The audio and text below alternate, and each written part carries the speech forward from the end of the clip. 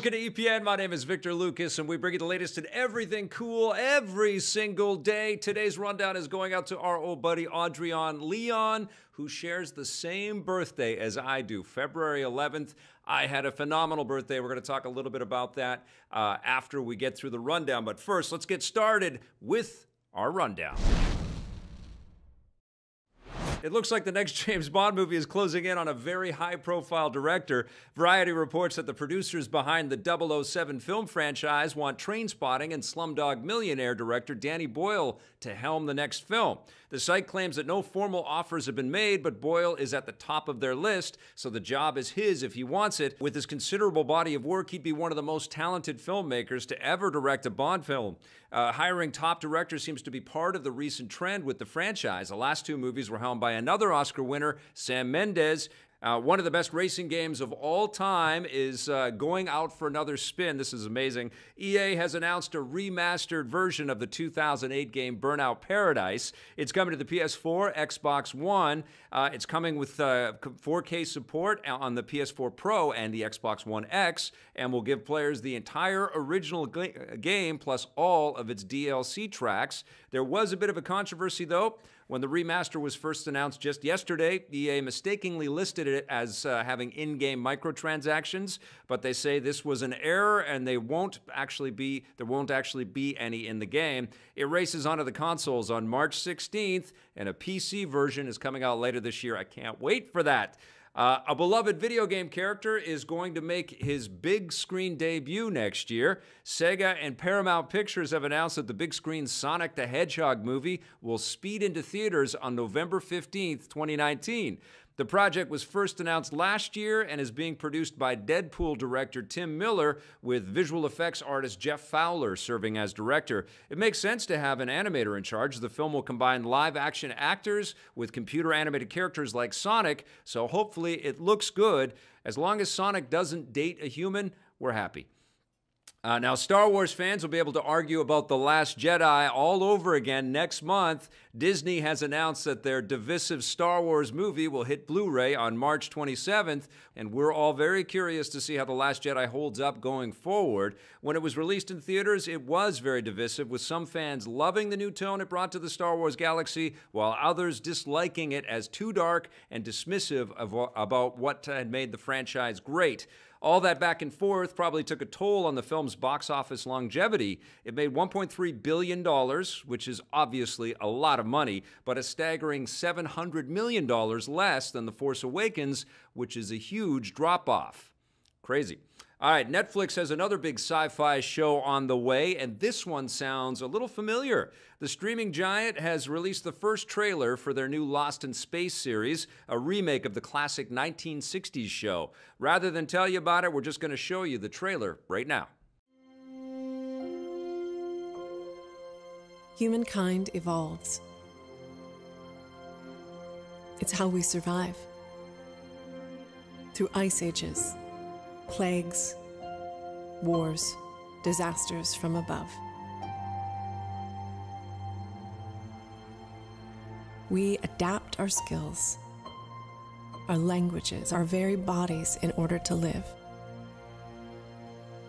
Earth is our home, but only so long as it keeps us safe.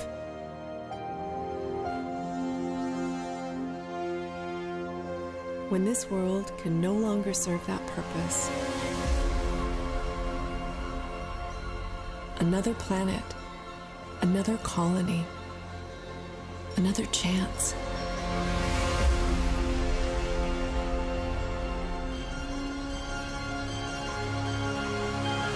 The rest of human history begins now. Impact detected. Brace for impact. Brace for impact. Danger, Will Robinson. So what do you think? That was a nice, long, slow walk into a spherical spaceship there, wasn't it? The new show tells basically the same story as the old series. The futuristic Robinson family embarks on a mission to establish a new off-world colony, but as the title implies, they get lost in space. The show will be available to binge watch on April 13th. Now, let's circle back and talk a little bit about Danny Boyle as our James Bond director. I love this idea. And I have to tell you, I was thinking about this recently, and I think it was probably Logan that got me into this kind of mood. But the idea of Daniel Craig, who is an old bitter dude now, and he's complained about rather, cutting off his own arm than playing James Bond again. And of course, he's backtracked on that statement when they said, well, here's $200 million, Daniel Craig. He said, oh, okay, I'm good. But it is interesting to see him age and get bitter and cranky, and he always had that bitter face anyways, and it's aging with him. But I love the idea now of a James Bond who has really gotten old and has really had to deal with the world changing and alliances and betrayals and everything sort of being jeopardized. And I think that we can get a really cool, tight storyline now with our older Daniel Craig as James Bond. And I feel like that will be a nice way to kind of seal the deal on this guy's career as this character. And I think it could probably be wrapped up really well in one movie. If it's a great movie, though, I don't mind if he comes back and there's another one to kind of end it all. I've completely flipped my thought on Daniel Craig continuing on as James Bond. At first, I was pissed. I was like, how dare you complain about this unbelievably cool opportunity to be this character? Why would you ever say anything about being James Bond? But now I kind of see that could play into the character and into the role, and we could get some great filmmaking. And Danny Boyle has done fantastic work all over the map. I watched T2 Trainspotting last year and was blown away by the maturity of it and the depths of the emotional sort of undercurrents that we are dealt with these characters who had to go back and revisit stuff that was really hurtful for these characters 20 years after the fact. I thought that was fantastic, and it was filled with lots of love and levity and stuff in there as well. And Boyle is one of these visually amazing directors as well. He knows how to move the camera. He knows how to mix the media. He knows how to edit quickly and build exciting moments. And you can.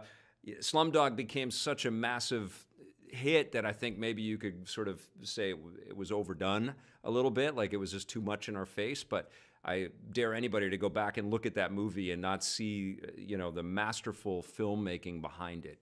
Boyle is proven. He's awesome. If he wants to do the job, I think we're going to get a great Bond out of that. I still think Chris Nolan would do a great job with James Bond as well. So I am psyched for Daniel Craig to wrap up his career, whether it's in one movie or two movies. And I think Danny Boyle is a good choice. Tell me what you guys think. Any comments or anything like that, Blake? Everybody cool with Danny Boyle? If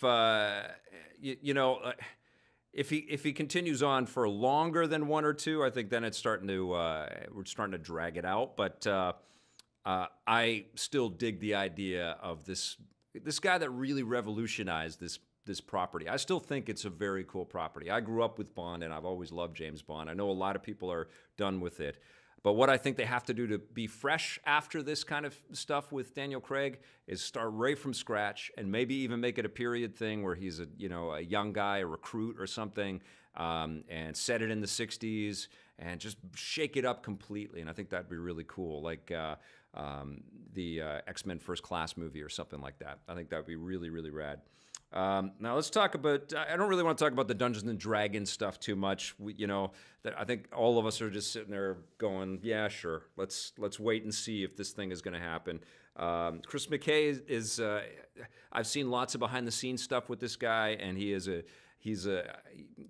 seems like a great guy, and he seems like he's in it for the right reasons, and he just wants to make good things, and he's dealing with huge IP, and he has made clever stuff, and I respect the hell out of that.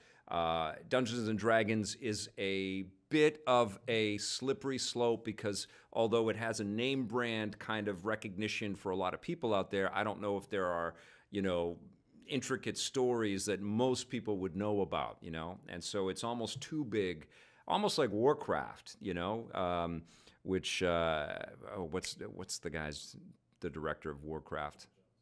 David Jones. Duncan Jones. Yeah, Duncan Jones. Almost the same issues that Duncan Jones had with Warcraft. It's almost too big of a story to kind of shoehorn into a 2-hour picture, or it's too big of a universe to shoehorn into a 2-hour picture and still satisfy everybody that does know something about it and most of the people that don't know anything about it. But we'll see. We'll see. What I am excited about, though, is the idea that Burnout is back. And as amazing as it is to have Burnout Paradise come back, I think what's more exciting here is that EA has lit the fire, and we've got a little spark under the Burnout brand again. And I feel like this could be a test of the waters to see, 100% Burnout Paradise deserves to be played by a whole new generation of players on modern systems. It was exquisite back on the PS3 and the Xbox 360. I had it for both platforms, and I played it on both platforms. It's one of those games where you cannot stop playing it. It's such beautiful thumb candy, the open world exploration of it all. There's so many, and all the DLC too. I bought the Back to the Future car and stuff, and there's motorbikes, and there's so much freaking amazing stuff in this game. So it deserves to be played again, but Burnout as a brand has been really just sort of forgotten. And I actually prefer Burnout 3 and 4 to Burnout Paradise. I liked the more kind of beat the objectives and you unlock a bunch of new challenges kind of aspect of Burnout. It's so arcadey and so ridiculously enjoyable. Paradise was great because it was, never-ending and expansive and open world, but I just feel like this brand is ripe for a redo. It's been so influential on so many different racing games since it evolved into its third and fourth and then Paradise iterations. And I would hazard to guess that because what happened is a lot of the Criterion team that worked on Burnout ended up going to Ghost Games and worked on Need for Speed, and they put a lot of their learnings from their development in Burnout into Need for Speed, and also the Star Wars Battlefront flight experiences, which are phenomenal. That is an incredible group of people, and I would just love for them to win back the opportunity to build us something new with the brand that they created. And I hope EA is using this as a way to test the waters to see if this happens. And if that works, then maybe we'll see some of these other old classic EA brands like Dead Space and the Strike series. A lot of the things that I've been talking about are buried treasures recently. I've been surprised by how many EA games I keep going back to. I mean, the Street games and the Sled Storm and SSX. There's so many great EA games over the history of that company, and they've squandered a lot of those brands and those teams. So maybe this is the beginning of some cool change. We'll see. We'll see what happens there. The Sonic the Hedgehog movie, I don't know, guys. I love the character of Sonic the Hedgehog. I think he's a great character. I loved the Sonic game from this summer. What the hell was that called? Sonic Mania. Yeah, it was incredible. Such an incredible game. And Sonic's had a good year. Didn't really play Sonic Forces. Sega didn't really want to send too many review codes up for that one. They were getting hammered. But I love Sonic.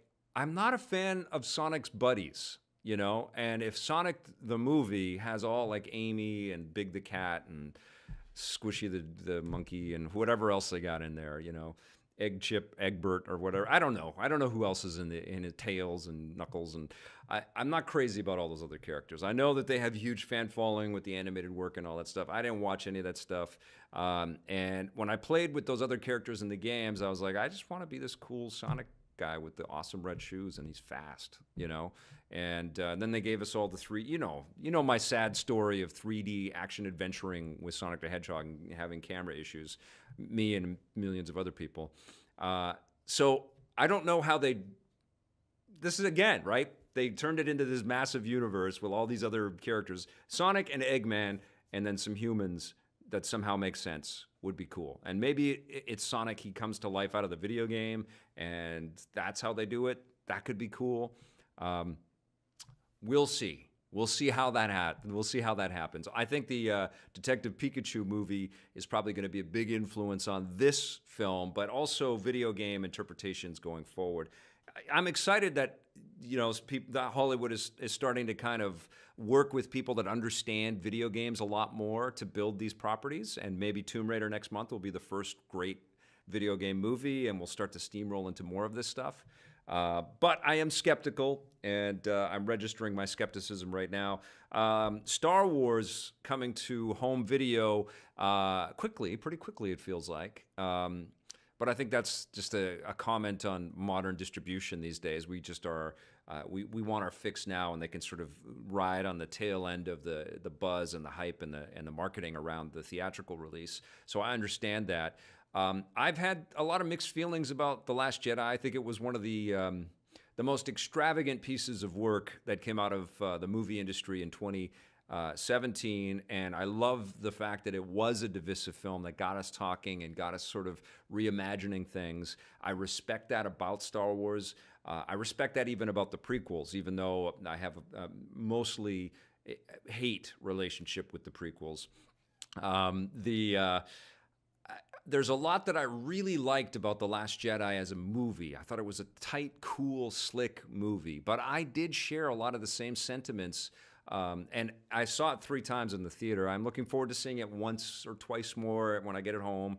But it doesn't leave me with the same great feelings about the movie and the universe that The Force Awakens did or Rogue One did. The aftershock of The Last Jedi, you know, the ripples of The Last Jedi have not been extremely positive for me. I feel like there's been a lot of quirky decisions that were story-based and risky choices, but also flatly dismissive of mystery and world building and, you know, things that I had invested my hope into, and it bugs me, you know. And one of the first shots bugs me. I really don't like the way that Luke throws the lightsaber away at the beginning of the movie. I feel like all of that.